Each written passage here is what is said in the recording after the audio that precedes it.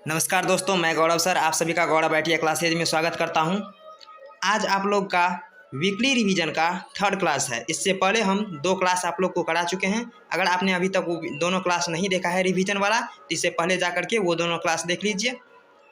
और उससे पहले यानी कि रिवीजन क्लास शुरू करने से पहले आप लोग को पूरा का पूरा सिलेबस इससे पहले ड्राइंग का ऑब्जेक्टिव कवर किया जा चुका है, तो वहाँ से भी आप लोग पहले जा करके देख लीजिए। उसके बाद अगर आप लोग रिवीजन करेंगे या फिर इसको एक टेस्ट के भांति ही देंगे तो आपका अच्छा स्कोर पता चलेगा। और आज लगभग 28-29 क्वेश्चन लेकर के आप लोग के लिए लेकर के आए हैं। इसमें से आप लोग स्कोर बताइएगा कि आप लोग का कितना स्कोर रहा। आप लोग ड्राइंग का जो ये ऑब्जेक्टिव है उसमें, यानी कि ये फर्स्ट ईयर के लिए है। ऑल ट्रेड, चाहे वो कोई भी ट्रेड हो, चाहे मैकेनिकल हो या फिर इलेक्ट्रिकल हो, कोई फ़र्क नहीं पड़ता, हर ट्रेड के लिए ये कॉमन है।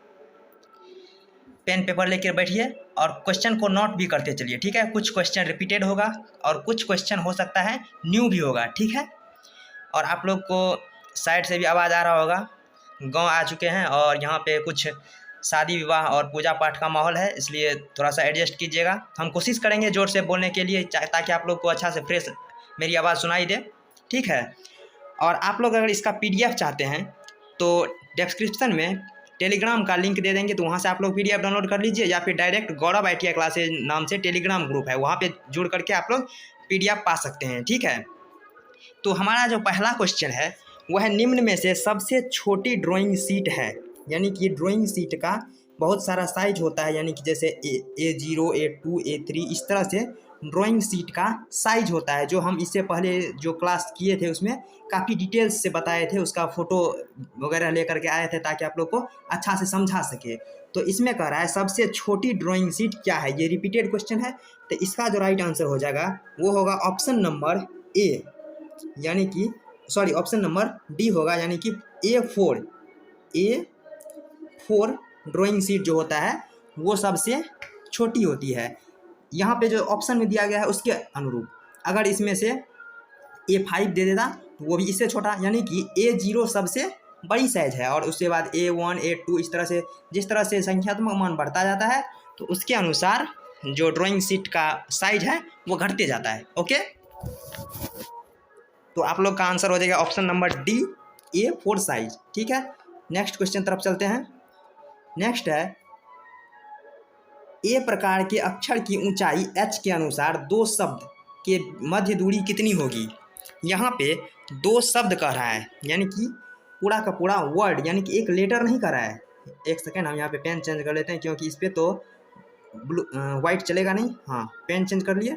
देखिए जिस तरह से, एक सेकेंड, जिस तरह से A, B, C इस तरह से जो आप लोग लिखते हैं, तो इसमें ये नहीं कह रहा है कि एक लेटर के बीच में कितनी दूरी हो, ये कह रहा है कि एक वर्ड के बीच में कितना दूरी होता है। जैसे कि आप लोग लिखते हैं गुड, यहाँ पे कैपिटल लेटर में लिखा जाता है, जैसे गुड लिखे उसके बाद कुछ यहाँ पे जगह छोड़ेंगे, उसके बाद फिर लिखेंगे बॉय।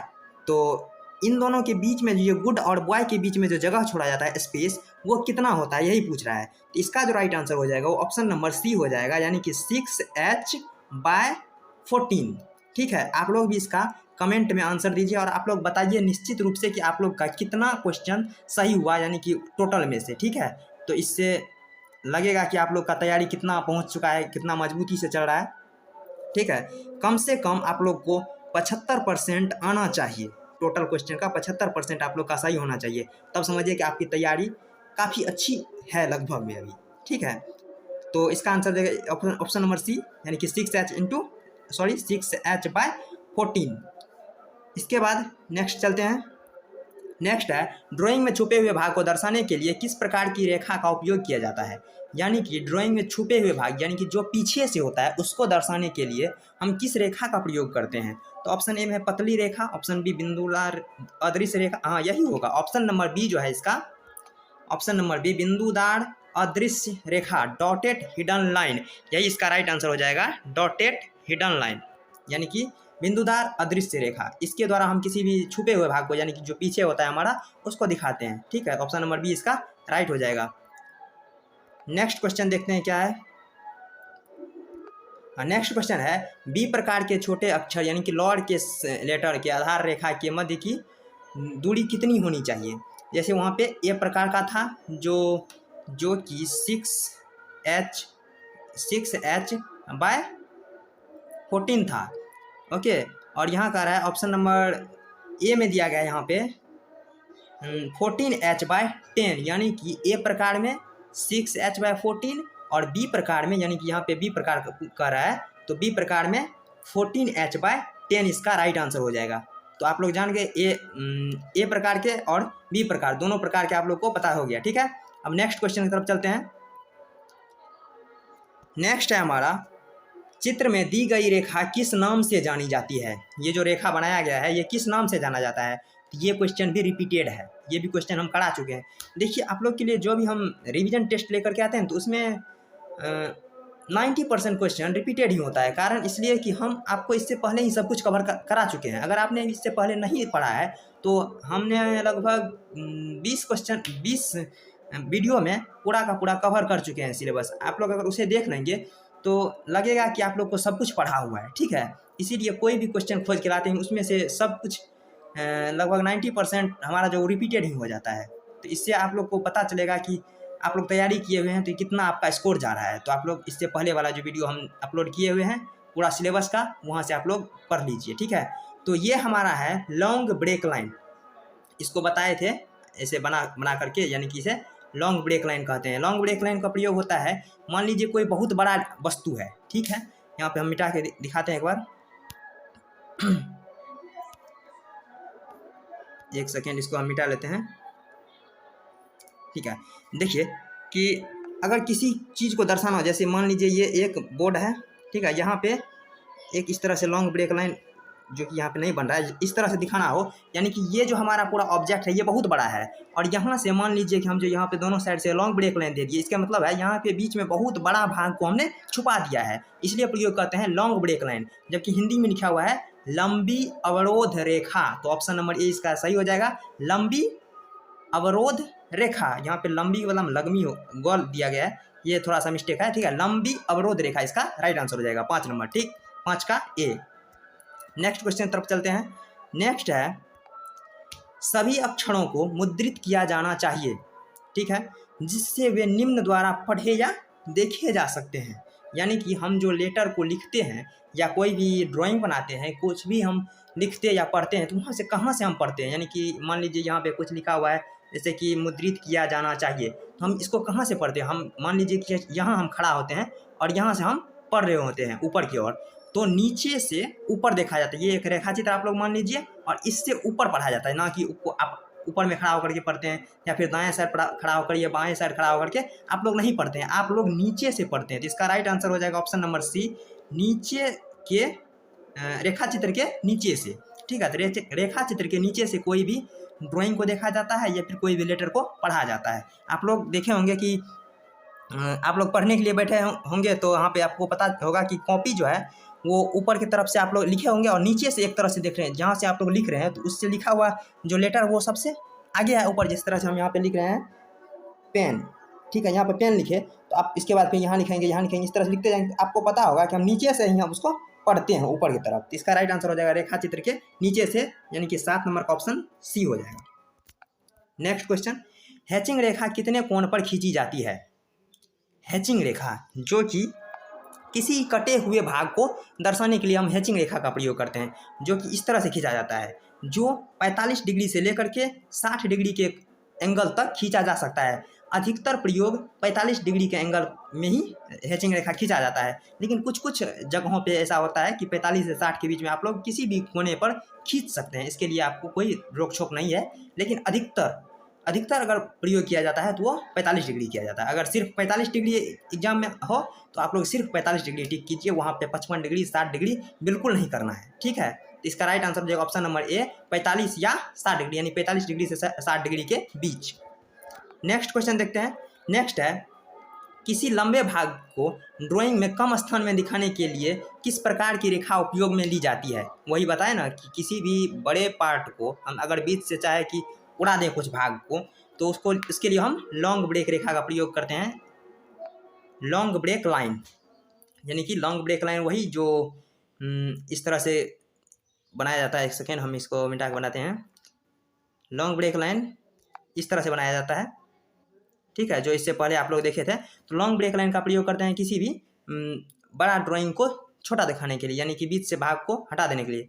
क्वेश्चन कर रहा है किसी लंबे भाग को ड्राइंग को कम स्थान में दिखाने के लिए, तो वहाँ पे हम लॉन्ग ब्रेक लाइन का प्रयोग करते हैं। ठीक है, नेक्स्ट क्वेश्चन तरफ देखते हैं। नेक्स्ट है एरो हेड की लंबाई उसकी चौड़ाई का कितना गुना होता है।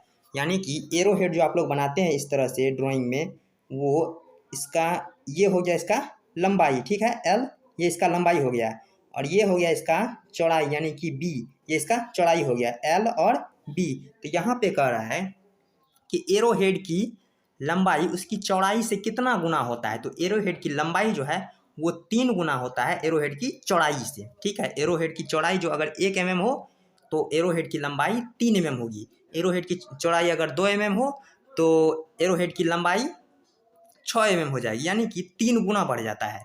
तो इसका राइट ऑप्शन नंबर सी हो जाएगा कि 3 गुना। ठीक, आप लोग कमेंट करके बताइए कि आपका कितना स्कोर रहा है, बिल्कुल बताइएगा, ये मत बोलिए कि आप नहीं बताएंगे। तो नहीं बताएंगे तो भी कुछ नहीं होगा, लेकिन अगर आप लोग बताते हैं तो हमको पता चलता है कि हमारे पढ़ाने से आप लोग का स्कोर कितना जा रहा है आगे। ठीक है, नेक्स्ट क्वेश्चन है रोमन अक्षरांकन में अक्षर की ऊंचाई व चौड़ाई का अनुपात क्या होता है। यानी कि रोमन में जो लिखते हैं, रोमन में कुछ इस प्रकार लिखा जाता है, इस तरह से लिखा जाता है। मान लीजिए ये 5 का है, ये क्या है, ये 5 को लिखने के लिए हम भी इस तरह से लिखते हैं। लेकिन रोमन में एक बात होता है कि एक साइड ये पतला होता है, दूसरा साइड ये बहुत मोटा होता है। इस तरह से एक साइड जो लिखा होता है वो पतला होता है, दूसरा साइड मोटा होता है। अगर क्वेश्चन ये भी पूछ दे कि कौन ऐसा लेटर है जिसमें कि एक भाग तो पतला होता है जबकि दूसरा भाग अधिक मोटा है, तो वो रोमन होता है। रोमन भाग में एक भाग पतला दूसरा भाग मोटा होता है। ये आप लोग ध्यान से रखिए, ये आपके लिए एक नोट बन सकता है। नोट में लिख लीजिए कि रोमन अक्षर को एक साइड पतला और दूसरा साइड अधिक मोटा करके लिखा जाता है। ठीक है, तो क्वेश्चन कर रहा है रोमन अक्षरांकन में अक्षर की ऊंचाई व चौड़ाई का अनुपात क्या होता है। यानी कि ऊंचाई और चौड़ाई का अनुपात पूछ रहा है, तो इसका राइट आंसर हो जाएगा ऑप्शन नंबर बी 7:6, जो कि अक्षरांकन वाले चैप्टर का जब हम MCQ करा रहे थे तो वहाँ पे काफ़ी विस्तार से बताए थे। ठीक है, तो इसका right answer option number b हो जाएगा 7:6। नेक्स्ट क्वेश्चन तरफ चलते हैं। नेक्स्ट क्वेश्चन है IS विशिष्टता अनुसार रेखा चित्र में अक्षर विभिन्न प्रकार से लिखे जाते हैं। डबल स्टॉक अक्षरांकन किस अनुपात में लिखे जाते हैं। यानी एक होता है सिंगल स्टॉक जिस तरह से, और एक होता है डबल स्टॉक इस तरह से। अब इसके ऊपर फिर एक ओवरलैप करवा दीजिए, इस तरह से होता है, यहाँ पे बना नहीं, इस तरह से होता है डबल स्टॉक। देखे होंगे आप लोग, या किसी भी मोटा लाइन को आप लोग डबल स्टॉक मान सकते हैं, इस तरह से समझिए ना। तो उसका अनुपात क्या होता है, तो इसका अनुपात होता है 7:5। ये एक मानक साइज है, यानी 7:5 एक मानक साइज है। इसमें अधिकतम रेखा लिखा जाता है। कुछ कुछ लेटर जैसे W हो गया, M हो गया, I हो गया, इन सबको छोड़ करके बाकी जो होता है जैसे A B C D इस सबको 7:5 में ही हम लिखते हैं। ठीक है, ये एक मानक साइज हो गया। ठीक, आगे देखते हैं। अगला है अष्टभुज में आंतरिक सभी कोण कितने डिग्री के होते हैं। आप लोग को तो बताए हैं कि ड्राइंग में किसी भी वस्तु का, मान लीजिए ये एक वर्ग है तो इसके बाहरी कोण कितना होता है 360 डिग्री होता है। चाहे वो अष्टभुज हो, नवभुज हो, पंचभुज हो, त्रिभुज भी हो, उसका भी 360 ही होगा बाहरी कोण। लेकिन यहाँ कह रहा है आंतरिक कोण, यानी कि यहाँ पूछा जा रहा है किस कोण के बारे में, आंतरिक कोण के बारे में। यानी कि अष्टभुज हम कोशिश करते हैं यहाँ पे बनाने के लिए, स्लाइड देखते हैं इससे बन पाता है कि नहीं। अष्टभुज, एक सेकेंड, ये हो गया 1 2 3 4 5 6 7 8, मान लीजिए अष्टभुज ये बन गया। इसका कोई एक कोण कह रहा है, यानी कि आंतरिक कोई एक कोण कह रहा है, वो कितने डिग्री का होता है। तो इसका सूत्र होता है, वो हम अभी बताते हैं। देखिए इसका जो सूत्र होता है वो होता है 2n - 4/n × 90 डिग्री। अगर आप लोग 90 डिग्री यहाँ पे लगाते हैं, सॉरी यहाँ पे अगर n लगाते हैं आप नीचे में, यानी कि सब कुछ यहाँ इतना तो आपका सूत्र है ही, यानी 2n - 4 × 90 डिग्री। अगर नीचे में n लगा देते हैं तो एक कोण का मान निकलता है, और अगर n को हटा देते हैं, n रिमूव कर देते हैं, तो वो पूरा का पूरा टोटल मान हो जाता है। ठीक है, तो आप लोग क्या निकालना है, एक कोण निकालना है। तो एक कोण निकालने के लिए नीचे में n लगाना ही पड़ेगा। तो आप लोग 2n की जगह पे अष्टभुज का रहा है तो 8 गुना n यानी कि भुजाओं की संख्या है, तो 2 गुना 8 यानी 16। ठीक है, 16 - 4 × 90 डिग्री बटा हो जाएगा n। इसको हम मिटा के वो लिख लेते हैं, एक सेकेंड। ठीक है, देखिए यहाँ पे कर रहा है 2n हो जाएगा 2n, यानी कि 8 गुना 2 यानी कि 16 - n, सॉरी 2n-4, यानी कि 4 माइनस करना है इसमें, जो कि सब में माइनस करना पड़ेगा 4 ही, ये 2 1 नहीं होगा, यहाँ पे 4 जो है सूत्र में ही आता है, बटा n कितना है 8 है, गुनी 90 डिग्री।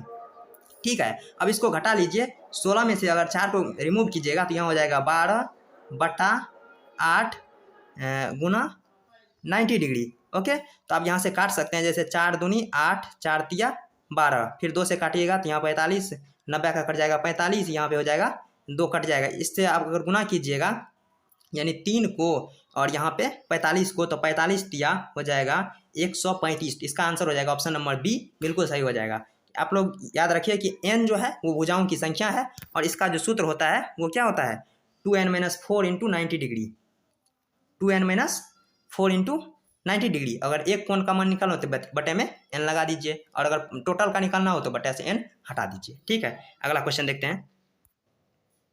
अगला है, किसी भी प्रकार का स्मूथ कर्व खींचने के लिए इस्तेमाल किया जाने वाला ड्राफ्टिंग टूल है, यानी कि किसी भी प्रकार का अगर आप कर्व खींचते हैं, चाहे वो किसी भी प्रकार से हो सकता है, यानी इस तरह से भी हो, एक सेकेंड पेन ले लेते हैं, वो इस तरह से भी हो सकता है, इस तरह से घूम के भी हो सकता है। तो इसलिए अगर हम स्मूथली खींचेंगे तो उसके लिए हमें प्रयोग करना होगा फ्रेंच कर्व। फ्रेंच कर्व एक कर्व होता है, यानी कि झुका हुआ, यानी कि आप लोग के सेट स्क्वायर में जो है उसमें फ्रेंच कर्व का कुछ पार्ट वहाँ पे दिया गया है, तो उसमें झुका झुका लाइन होता है किसी भी वक्र रेखा खींचने के लिए। तो इसका आंसर हो जाएगा फ्रेंच कर्व। ठीक है, अगला क्वेश्चन देखते हैं। अगला है, बोर्ड पर ड्राइंग शीट फिक्स करने के लिए निम्न में से किसका उपयोग नहीं किया जाता है। तो ड्राइंग बोर्ड को फिक्स करने के लिए ड्राइंग पिन तो लगेगा, एडहेसिव टेप्स भी लगेगा, क्लिप भी लगेगा।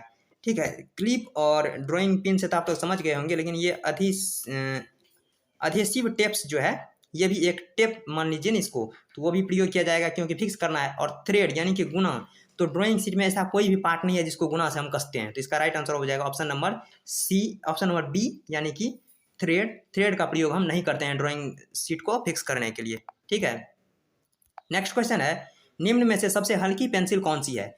हल्की पेंसिल यानी कि हल्की पेंसिल वही होगी जो अधिक हार्ड होगा, और हार्ड को एच से सूचित करते हैं, तो संख्यात्मक मान जिसका सबसे अधिक होगा वही सबसे हार्ड होगा, लेकिन यहाँ पे एच एक ही है और इसीलिए इसका आंसर भी यही हो जाएगा, यानी कि इसमें संख्यात्मक मान तो है ही नहीं। अगर यहाँ पे बी के जगह पे 3 4 एच या कुछ ऐसा कर देता तो वहाँ पे सबसे अधिक जो मान होता एच वाले का वो होता सबसे हल्की पेंसिल, लेकिन यहाँ पे एक ही एच है, तो यहाँ पे ऑप्शन नंबर बी इसका सही हो जाएगा यानी कि एच। ठीक है, नेक्स्ट क्वेश्चन। नेक्स्ट है, टाइटल बॉक्स का मानक आकार होता है, यानी टाइटल बॉक्स जो होता है जिसपे आप अगर ड्राइंग बनाते हैं तो वहाँ पे एक टाइटल बॉक्स बनाना पड़ता है, तो टाइटल बॉक्स का जो मानक आकार यानी कि प्रयोग किया जाता है जो सबसे अधिक, तो वो होता है आपका 170 गुना 170 mm गुना 65 mm, तो ये इसका राइट आंसर हो जाएगा। ठीक है, नेक्स्ट देखते हैं। नेक्स्ट है, घन के सममितीय रेखा चित्र में, यानी कि घन के जो सममितीय रेखा चित्र है इसमें क्या होता है। ऑप्शन ए में है रिसीडिंग एक्सचेंज हॉरिजेंटल के 45 अंश पर होता है। इस तरह से इसमें कुछ ऑप्शन दिया गया है जिसको आप लोग एक बार पढ़ लीजिए। ठीक है, पढ़ लिए। हाँ, हम बताते इसका राइट आंसर होगा, इसका राइट आंसर हो जाएगा सभी पृष्ठ समान रूप से विकृत होते हैं। आप लोग जानते होंगे कि घनाभ जो है वो कुछ इस प्रकार आयताकार होता है। ठीक है, इस तरह से आयताकार होता है, इस तरह से, लेकिन जो एक बॉक्स की तरह बॉल एक तरह से बक्सा की तरह होता है, चौखुट 4 भुजा वाला बक्सा जैसे, जबकि घन जो होता है घन का सभी भुजा समान होता है। घन का क्या होता है, सभी भुजा समान होता है। अगर उसको बनाना चाहें आप लोग एक वर्ग बना के इस तरह से आपको बनाना होगा। और आप लोग लूडो खेले होंगे तो लूडो का जो पासा होता है वो घन आकार का होता है, इसलिए इसका सभी पृष्ठ समान होता है, यानी ये पृष्ठ समान, ये पृष्ठ समान, इस तरह से सभी पृष्ठ समान होता है। इसका राइट आंसर हो जाएगा option number D. Next question देखते हैं। नेक्स्ट है, निम्न में से सबसे छोटी ड्राइंग शीट है। यही क्वेश्चन तो फिर से दोहरा गया, तो कोई बात नहीं, इसका राइट आंसर बताते हैं। इसका राइट आंसर हो जाएगा option number D, A4 size, यानी कि संख्यात्मक मान जितना अधिक उसका शीट का माप उतना छोटा। ठीक, अगला है 80 मिलीमीटर के व्यास वाले एक गोले की डायमेंशनिंग की अनुशंसित विधि है। यानी कि यहाँ पे गोला कह रहा है, अगर वृत्त होता तो सिर्फ फाइ देते और जो इसका मान था वो 80 दे देते, लेकिन यहाँ पे एक गोला कह रहा है, गोला लगा दिया गया है, तो इसलिए एक नया क्वेश्चन की तरह लगता है। लेकिन ये क्वेश्चन भी हम आपको करा चुके हैं, इससे पहले वाला जो हम क्लास किए थे तो उसमें हम इसको करा चुके हैं। तो आप लोग इसका आंसर एक बार अपना से दीजिए, फिर हम देते हैं। दे दिए? देखिए, तो इसका जो राइट आंसर हो जाएगा वो जाएगा एस फाइ 80, यानी कि अगर गोला लगाया हुआ हो तो पहले वहाँ पे एस लिख दीजिए, ठीक है, शुरू में एस लगता है, उसके बाद फाइ 80 तो देना ही होगा, ठीक है। तो इसका right answer option number A हो जाएगा एस फाइ 80। नेक्स्ट क्वेश्चन है, निम्न में से कौन सा कार्य डिवाइडर के द्वारा नहीं किया जा सकता, यानी कि डिवाइडर द्वारा क्या नहीं किया जा सकता। तो ऑप्शन ए में है रेखाओं तथा वक्रों को अनेक समान भागों में विभाजित करना, ये तो कर सकता है। ड्राइंग पर समान दूरियां वाली सीरीज को सेटअप करना, ये भी कर सकता है। समान समान दूरी क्यों नहीं करेगा डिवाइडर। उसके बाद पूर्ण आकार न्यूनीकृत होना चाहिए था, या विस्तारित आकार, ये नहीं कर सकता। ऑप्शन नंबर सी इसका गलत है, इसलिए इसका राइट आंसर भी हो जाएगा, मतलब कि इसके अनुसार क्वेश्चन में जो कह रहा है उसके अनुसार ये सी नहीं हो सकता, लेकिन इसका राइट आंसर इसलिए यही होगा, ठीक। ऑप्शन नंबर सी इसका राइट आंसर हो जाएगा, यानी कि हम पूर्ण आकार, न्यूनीकृत आकार और विस्तारित आकार नहीं बना सकते, ठीक है। नेक्स्ट क्वेश्चन देखते हैं क्या है। नेक्स्ट है, निम्न में से किस प्रकार की लाइन पतली तथा हल्की होती है, यानी पतली लाइन भी हो और हल्की लाइन भी हो। तो ऑप्शन ए में है विजिबल लाइन। विजिबल लाइन भी पतली ही होती है, लेकिन देखने लायक हो, जिससे कि हम देख सकते हैं, लेकिन वो पतली होती है। सेंटर लाइन भी पतली लाइन होती है, लेकिन हम उसको देख सकते हैं, सेंटर लाइन वो पतली होती है। इसके बाद कंस्ट्रक्शन लाइन वो लाइन जो सहायक रूप से होता है, जो मुख्य कार्य तो नहीं निभाता, लेकिन सहायता के लिए हम जैसे इलिप्स बनाएंगे तो इलिप्स के लिए ढेर सारा कट कुट लगाना पड़ता है, ये सहायक लाइन होता है। इसका राइट आंसर होगा उपरोक्त सभी, इसलिए इसका राइट आंसर उपरोक्त सभी होगा, यानी कि सभी लाइन जो है visible line, central line, construction line, ये सभी लाइन हल्की होती है, ठीक। नेक्स्ट क्वेश्चन है, सेक्शनल भाग रेखाओं द्वारा निरूपित किया जाता है। सेक्शनल भाग मानी कि कटा हुआ भाग, ये छुपा हुआ भाग नहीं कर रहा है, ये कटा हुआ भाग कर रहा है। मान लीजिए कि यहाँ पे एक कोई जॉब था, ये कोई आपका मेटल था, आपने इसको काट के इस शेप में बना दिया है, यानी कि इस शेप में बना दिया, इसका मतलब है ये आपका जॉब बन गया, जहाँ गोला लगा रहे हैं ये आपका जॉब बन गया। और जिस भाग को काट के हटाए हैं उसको अगर फिर से सूचित करना हो तो इस तरह से हम उस पर हैचिंग कर देते हैं, ठीक है। यानी कि कटा हुआ भाग को दर्शाने के लिए ये जो हैचिंग हुआ इसका प्रयोग करते हैं। इसका right answer option number D में है हैचिंग, यानी कि सेक्शनल भाग यानी कटा हुआ भाग को दर्शाने के लिए हम हैचिंग करते हैं, ठीक। नेक्स्ट, हैचिंग लाइन कोण पर हैचिंग लाइन कोण पर खींची जाती है, यानी कितनी डिग्री के कोण पर खींची जाती है हैचिंग लाइन, बताए ना। हैचिंग लाइन इससे पहले भी क्वेश्चन आया था, उसमें कहा था 45 से लेकर के, यानी कि 45 डिग्री से लेकर के 60 डिग्री तक का हैचिंग लाइन हो सकता है, लेकिन यहाँ पे देखिए 45 डिग्री दिया गया है, ये एकदम एक्यूरेट है, ठीक। तो 45 डिग्री का जो रेखा होता है, कोण बनता है हमारा हैचिंग लाइन के लिए। मान लीजिए यहाँ से ये 45 डिग्री का कोण बनाएगा, यहाँ पे 45 डिग्री का, ठीक है। ऊपर से भी 45 डिग्री बनाएगा, अगर यहाँ से इस तरह से खींचे तो 90 डिग्री पर, तो यहाँ 45, यहाँ ये 45, तो 45 डिग्री पर हम हैचिंग लाइन खींचते हैं। अगला क्वेश्चन, अगला है आइसोमेट्रिक ड्राइंग में, यानी आइसोमेट्रिक ड्राइंग में क्या होता है। ऑप्शन ए में है सही माप केवल आइसोमेट्रिक एक्सचेंज के समांतर किया जाता है। तो इसमें आंसर भी यही हो जाएगा, सही माप केवल आइसोमेट्रिक एक्सचेंज का समांतर किया जाता है, यानी ऑप्शन नंबर ए ही इसका राइट है। आगे क्या बढ़िएगा, यही याद कर लीजिए, ठीक। आगे देखिए, निम्न में से कौन सा publication bureau of Indian standard द्वारा किया जाता है जिसमें लाइन कन्वेंशन तथा लेटरिंग के विस्तृत तकनीक शामिल होते हैं। तो इसका राइट आंसर हो जाएगा BIS, यहाँ पे जो ऑप्शन नंबर सी में है BIS 9609, ठीक है। इसका राइट आंसर हो जाएगा BIS 9609। नेक्स्ट क्वेश्चन, अगला आ जाइए।